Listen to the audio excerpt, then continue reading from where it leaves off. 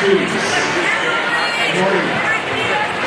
Could I have your attention, please? We'd like to go ahead and get started so you can find out all of the wonderful. Over 5 now, please. We're getting ready to get started. Thank you. Thank you. Thank you so much. Students and staff, welcome. But now could I ask you to please stand and welcome our veterans and their loved ones.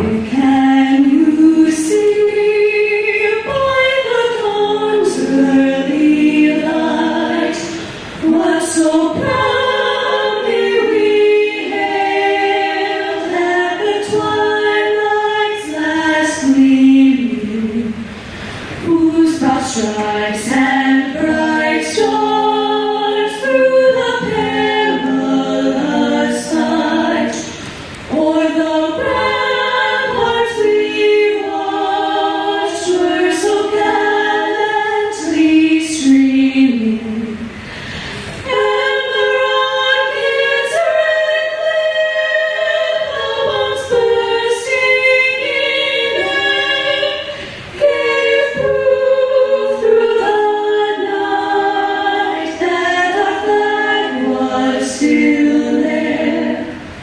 Oh, sing us that star-spangled banner yet wave o'er the land of the free and the home of the brave.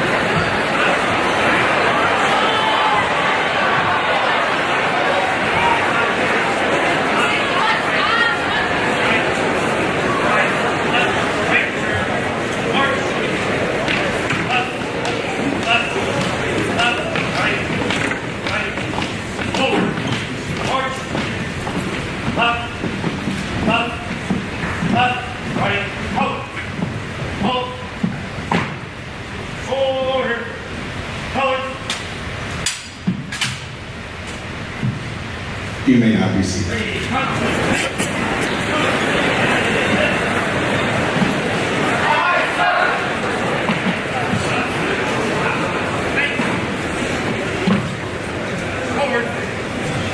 Good morning again, and welcome to Elk Grove High School's 5th Annual Veterans Day Assembly.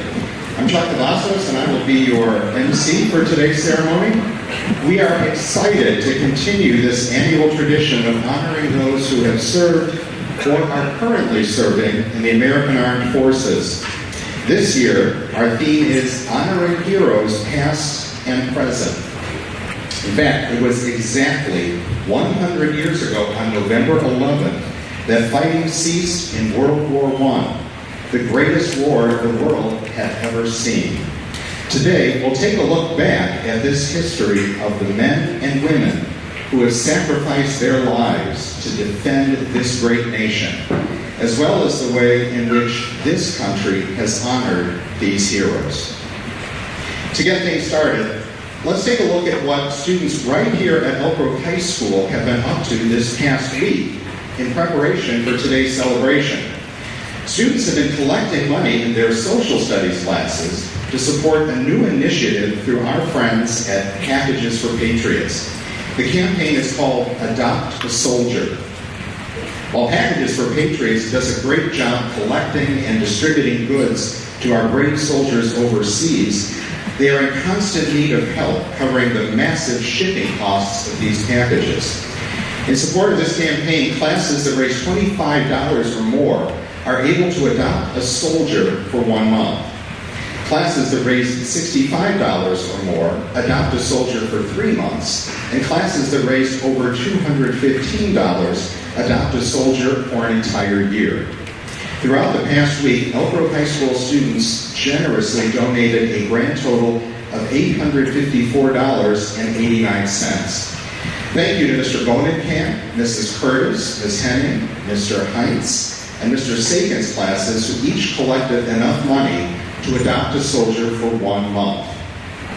Congratulations to Mr. Jandy, Mr. Lesniak, Mrs. Muhammad, and Mrs. Perkins classes, who each collected enough to adopt a soldier for 3 full months, and Ms. Kizio's classes, who collected enough money to adopt a soldier for an entire year.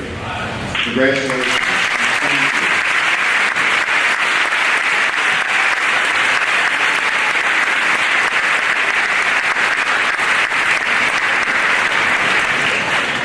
Guests, if any of you or anyone else are interested in supporting this effort, please contact Kathy Mode at Packages for Patriots to apply to sponsor a soldier.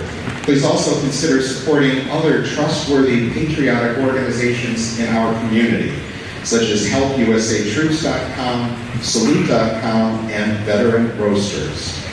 Now, let's take a look at another way in which soldiers past and present have been honored by our country for their selfless service.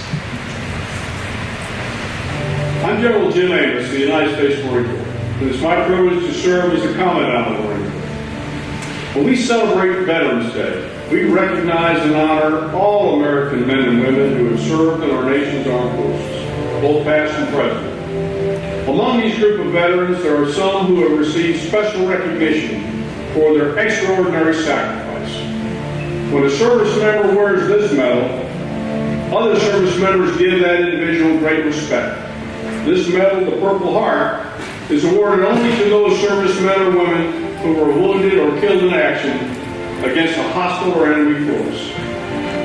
Understanding the history and meaning of the first military award, dating all the way back to our first president, is another way that we can honor and appreciate Veterans Day.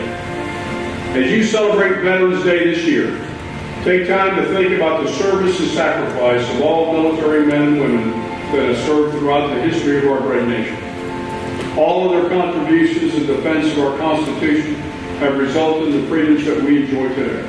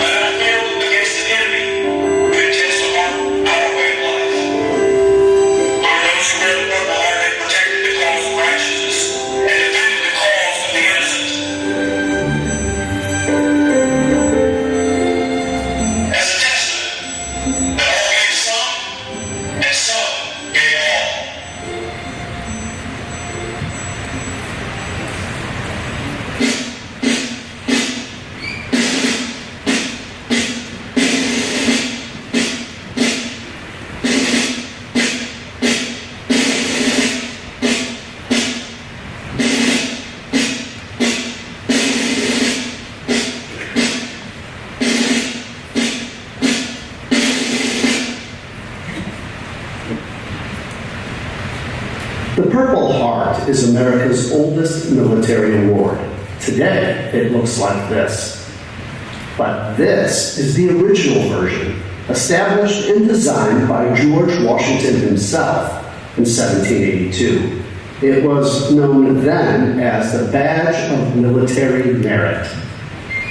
Let it be known that he who wears the military order of the Purple Heart has given of his blood in the defense of his homeland and shall forever be revered by his fellow countrymen. George Washington, 1782. The original badge was a Purple Heart made of silk and linen. It was given to 3 Revolutionary War soldiers, maybe more, but the records have been lost for over 200 years. The medal was revived in 1932 by General Douglas MacArthur and redesigned with Washington's portrait and his coat of arms on the front and for military merit on the back to reflect the original award. The medal is only given to those who have been wounded or killed defending the United States.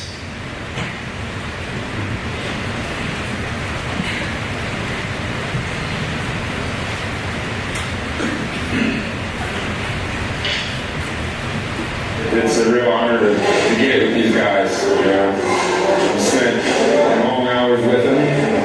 Wanted to strangle them, wanted to love them.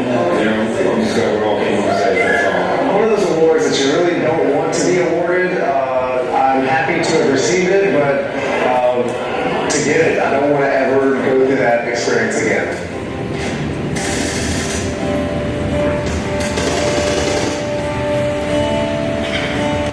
Over 70,000 medals were awarded for those who served in World War I. George S. Patton received the Purple Heart in 1932 for his actions during the First World War. The first woman to receive it was Beatrice Mary McDonald, who was a nurse taking care of wounded soldiers when her hospital was bombed. Her right eye was blown out from shrapnel, yet she continued helping the wounded. One of the most famous soldiers of World War I was Henry Johnson, a member of the segregated 369th Regiment known as the Harlem Hellfighters. Johnson single-handedly held off a German attack and, in the process, was wounded 21 times. He and his regiment received a hero's welcome in New York upon their return. Although he is buried at Arlington National Cemetery, it wasn't until 1996 when Henry Johnson would finally receive the Purple Heart. Audie Murphy was one of the most decorated combat soldiers of World War II. He later became a movie star famous for playing himself. In addition to 20 other medals, Audie Murphy was awarded 3 Purple Hearts. The Silver Star for destroying enemy machine gun emplacements. The Distinguished Service Cross for capturing an entire German garrison. The Purple Heart for injuries suffered in the line of duty. The Legion of Merit for exceptionally meritorious conduct in the performance of outstanding service. And finally, the highest award our country could give, the Medal of Honor for safely holding off 250 Germans from the top of a burning tank destroyer during action in the Colmar Park.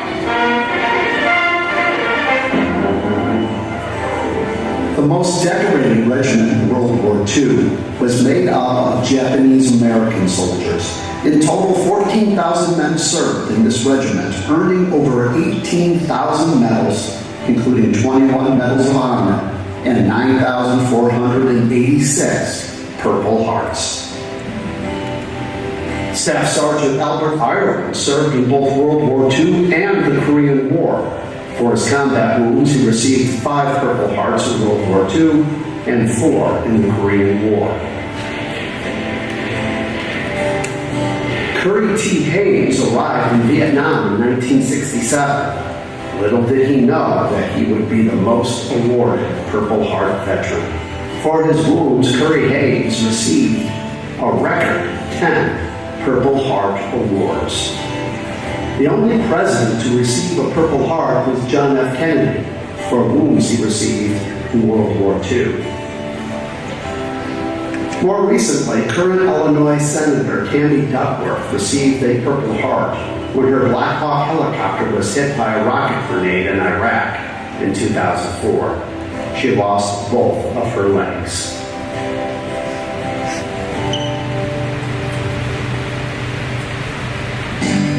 I took the long road home, past the trees and jackrabbits in the weeds. I took the long road home, just to see what I could see. Well, it was a big wide world out there, filled with sunshine and sky with air.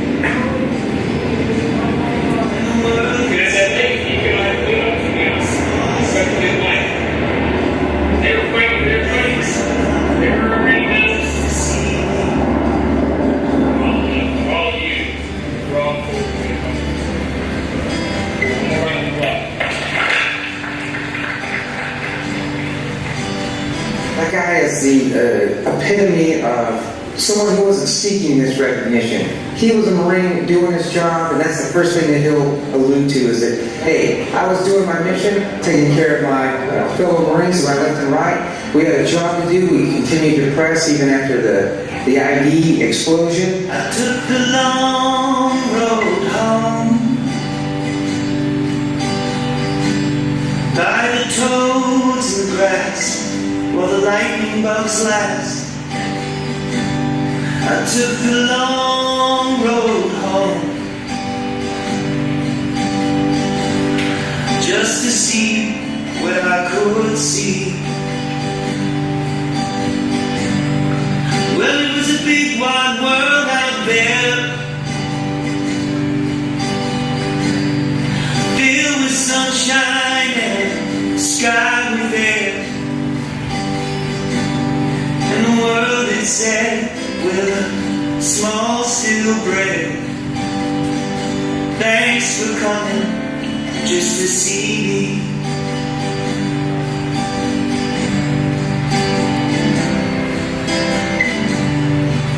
I've definitely learned a lot from that moment and the entire deployment. It's helped me certainly to accept my own mortality and to come to appreciate everything that we take for granted every day.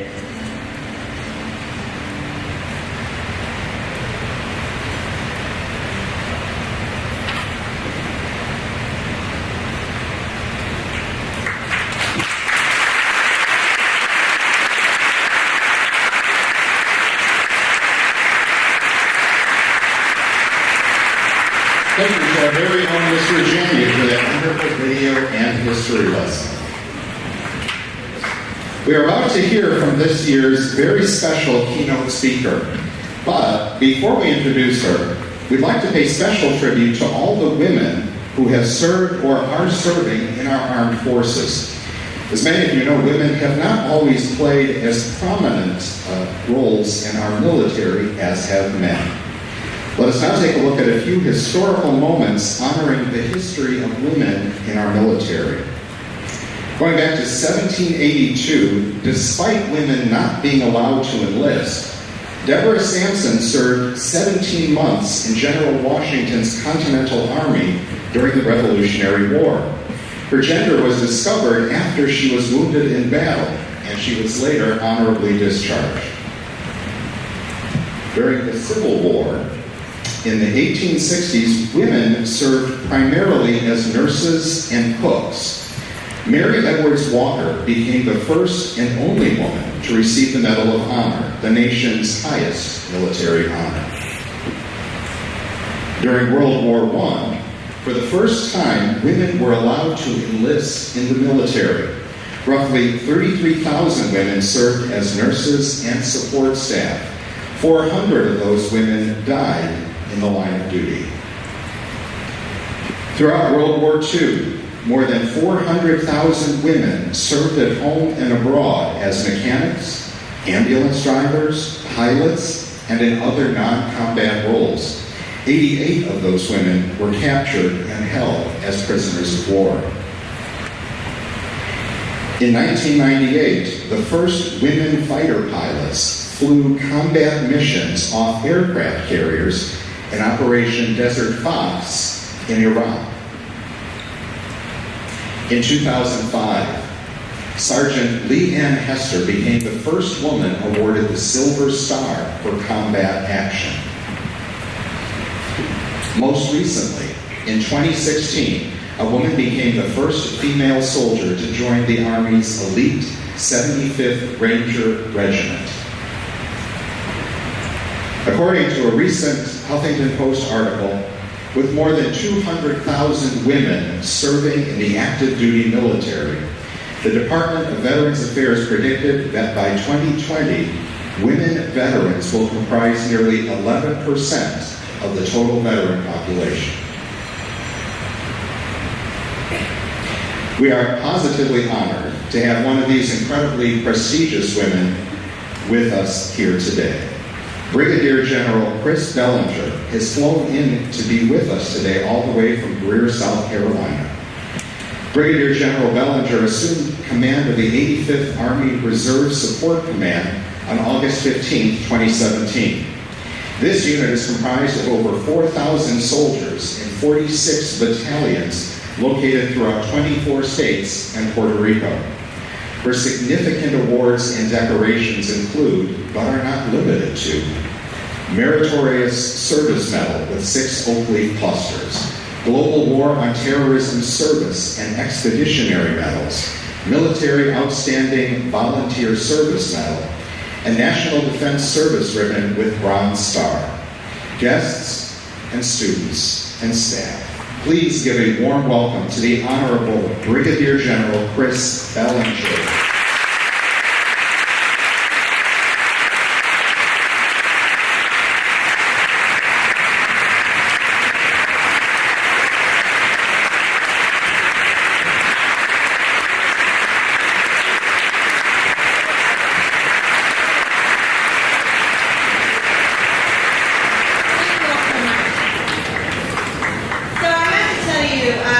First of all, it's an extreme honor to be here.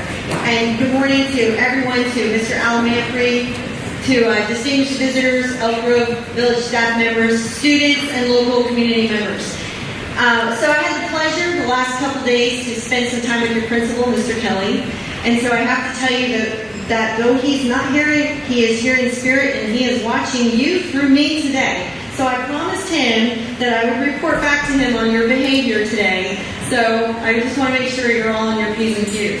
But before we get started, I would like to poll the audience a little bit so I know who I'm dealing with before we have a little bit of fun in today's speech.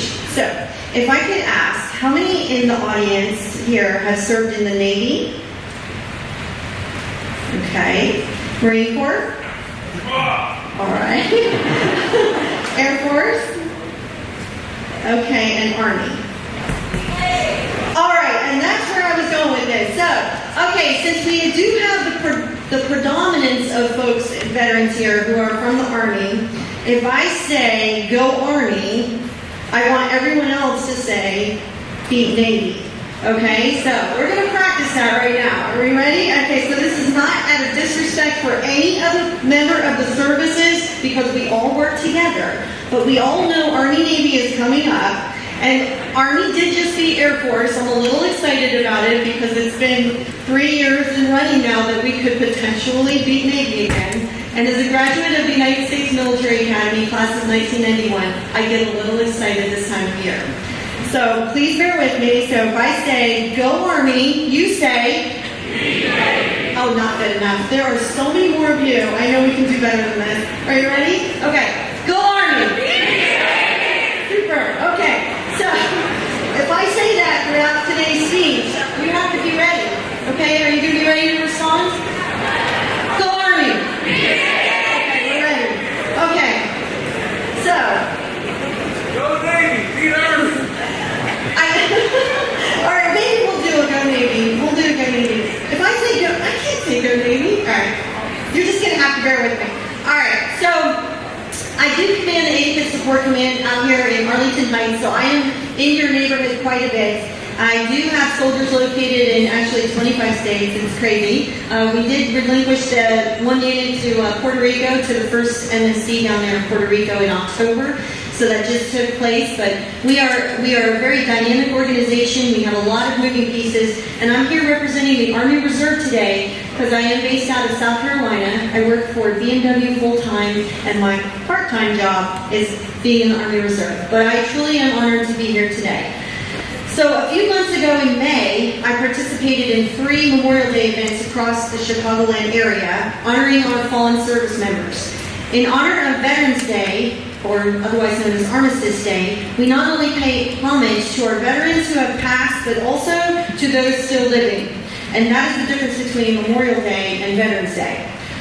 On the 11th hour of the 11th day of the 11th month of 1918, the guns of both the victors and the vanquished fell silent, and the war to end all wars slipped into history.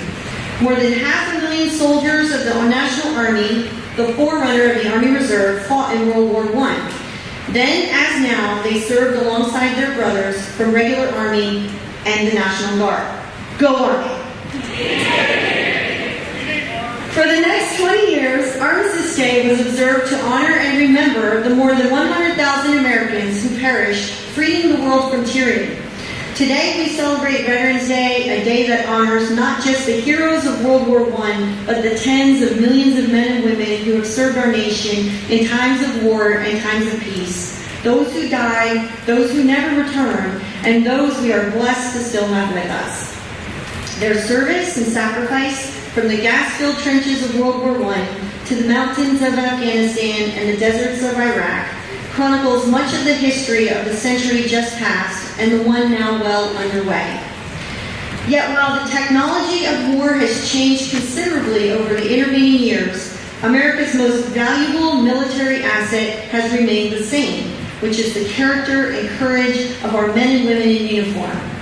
As President Ronald Reagan said at the dedication of the Vietnam Memorial on November 11, 1988, our liberties, our values, all for which America stands, is safe today because brave men and women have been ready to face the fire at freedom's front.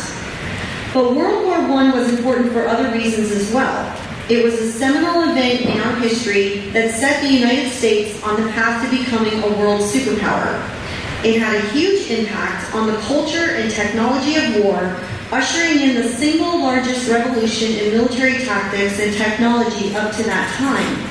It shaped global history, fundamentally changed our view of the world outside our borders, and set the stage for the world's subsequent conflicts.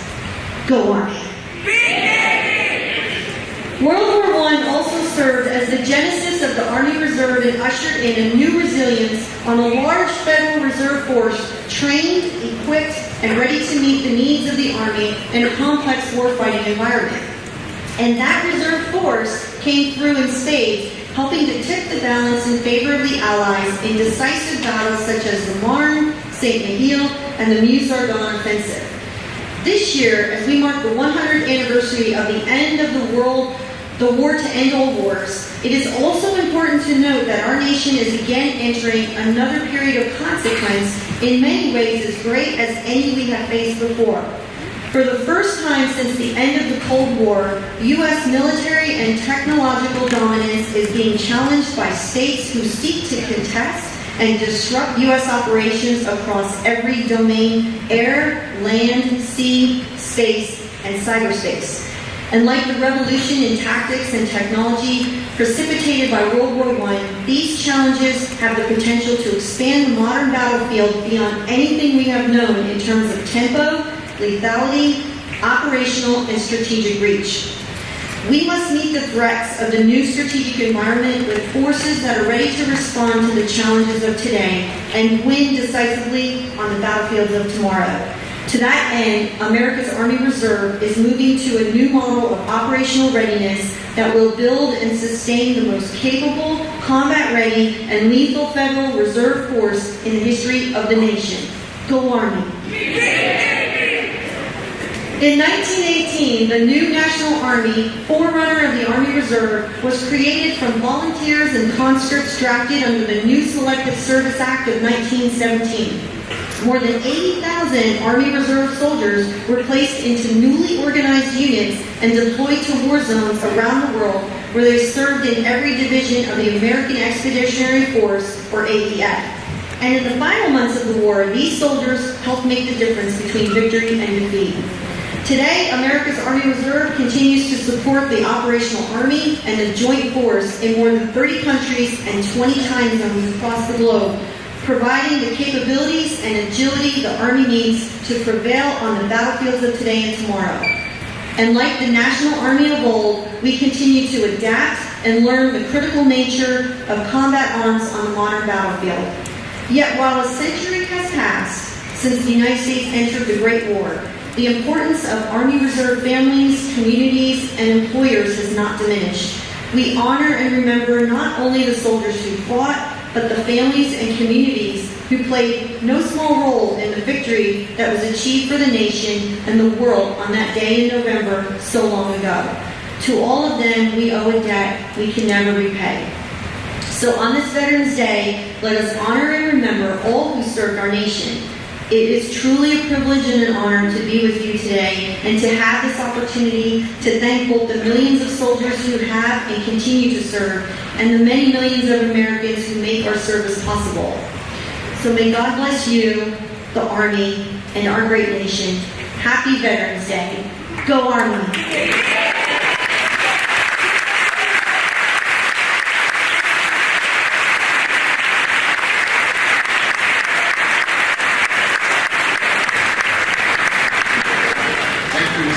Brigadier General. It is at this time that we would like to conduct the honorary part of our celebration. Veterans, please stand when the song that is relevant to your branch of the service is played. Guests, please feel free to applaud respectfully as our veterans are being honored.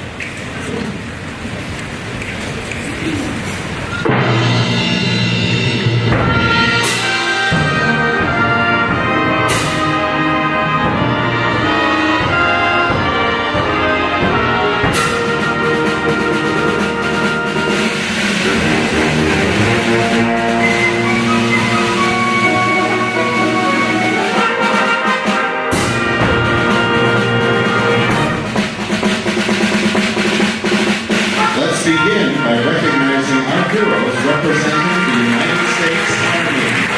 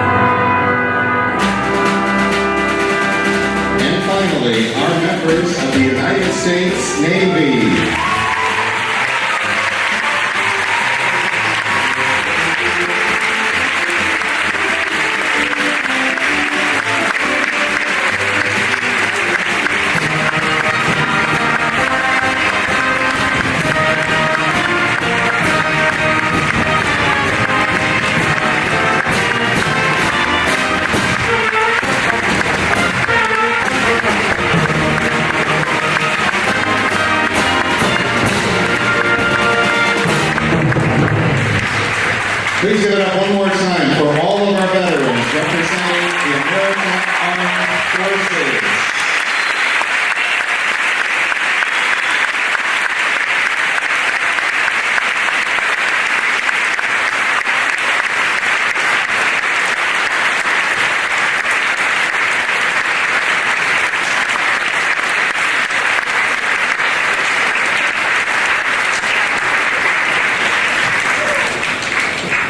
At this time, we would like to honor those who could not be with us today.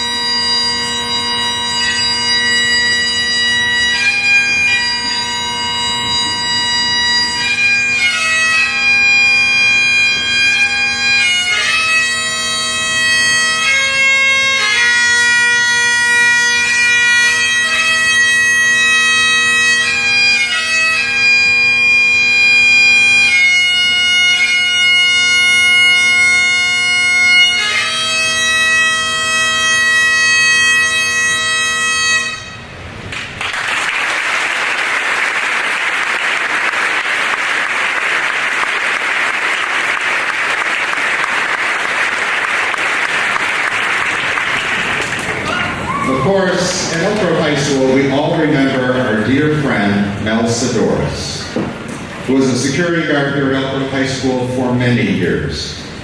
While he passed away last spring, Elk Grove High School will never forget what a kind and loving man he was, and that smile.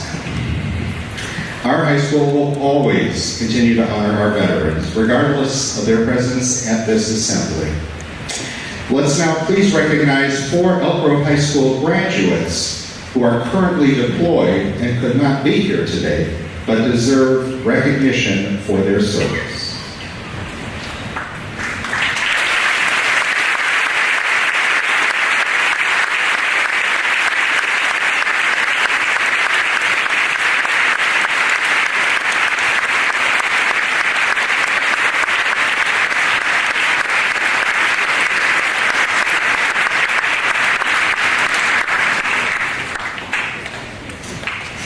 Following in the footsteps of these courageous young men and women, we have with us today 2 current seniors who are committed to enlist upon their graduation in the spring. Let us please acknowledge seniors Julia Blasco and Eric Dubrow.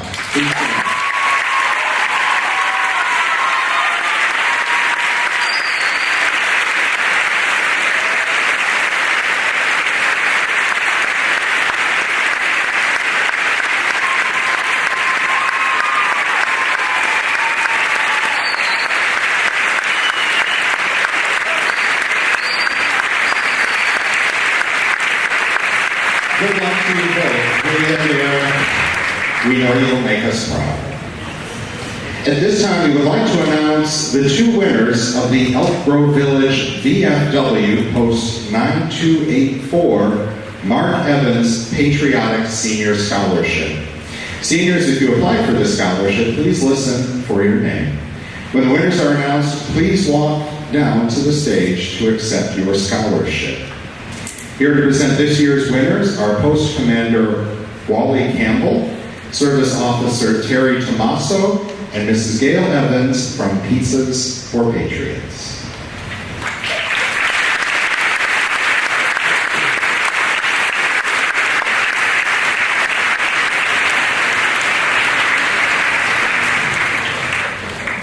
First, let me thank Elko High School for hosting this event.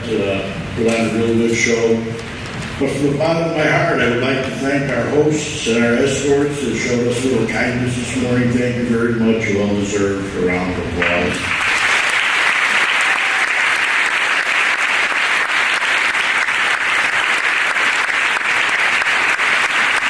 It's a great pleasure that the VFW Post and Patriots, Pizzas for Patriots, give this award to Elko High School.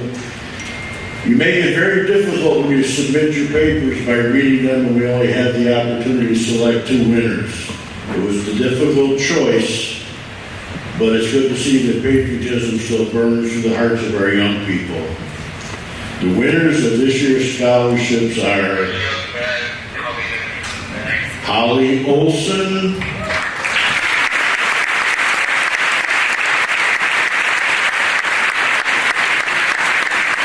and Thomas Bradford.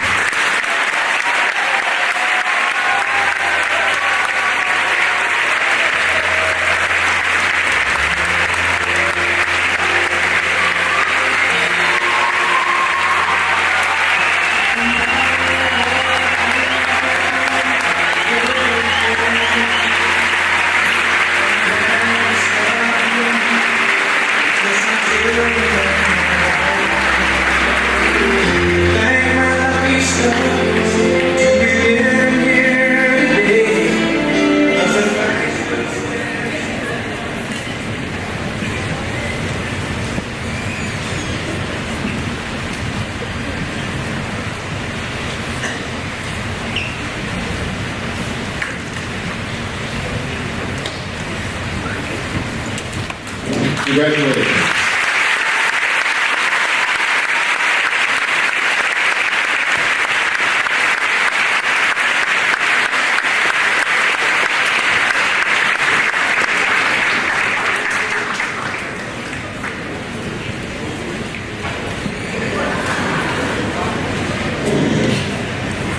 Thank you, everyone, for yet another special assembly.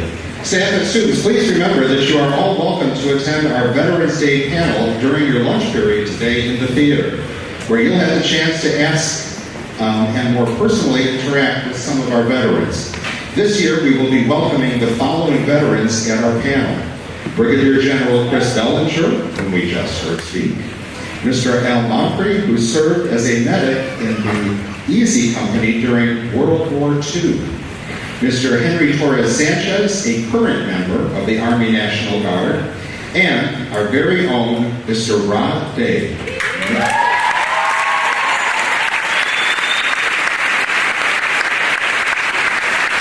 Navy veteran who served in Vietnam. We cannot wait to hear these brave men and women share their stories and answer your questions. Full classes are welcome, as well as any students during his or her lunch periods. Please feel free to stop in and hear their stories. Let's give it up one more time for our special guests while they take us out and help the auxiliary gym for a small social gathering. Hit it, Mr. Figueroa.